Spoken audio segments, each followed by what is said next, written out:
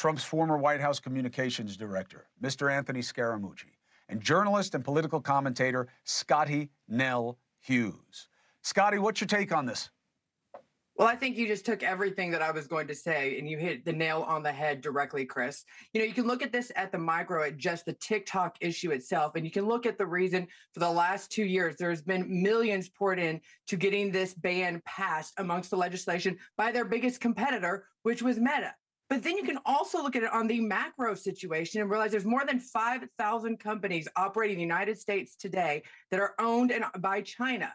So are we going to start with this? And is this going to open up Pandora's box and a new foreign policy regarding economic standings in the United States with this administration? I think that's just something Donald Trump does not want to deal with.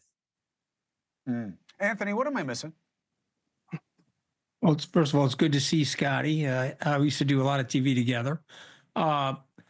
Listen, I agree with the free speech merits, and I agree with you and Scotty on those things. What I don't agree with is the data collection, the weapons grade data gathering, and the algorithm that's inducting a lot of propaganda into the United States of America. And I would just say to both of you, the Chinese government would never allow this. They block they would block your show, as an example, in China if you were saying something negative about the Chinese Communist Party. And I think it's okay to have TikTok, but we would want TikTok to be in somebody else's ownership. And again, it doesn't have to be Elon Musk, but there's lots of people. My friend Steven Mnuchin is bidding on TikTok. But remember, guys, the Chinese government does not want that. They have explicitly said that they will shut this down before they would sell it to somebody. And that should tell both of you that this is a national security risk. It should tell both of you that they're doing something with that algorithm and they're doing something with the propaganda pieces of TikTok that are dangerous to the United States. And I would say to both of you,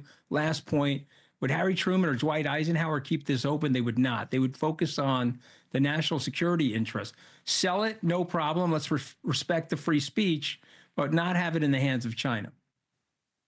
Scotty? Well, it's interesting he brings that up because the replacement app that is being pushed out, even Americans are talking about, is actually fully Chinese. It is the symbols Chinese, everything on it. You have to get a translator to go on this app.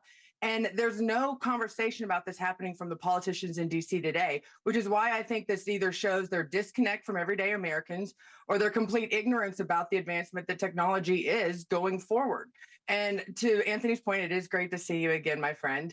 I think that it is such a popular tool, and there's been real evidence presented that the Chinese government is using it to figure out anything else besides viral TikTok, viral dances, and cookie recipes.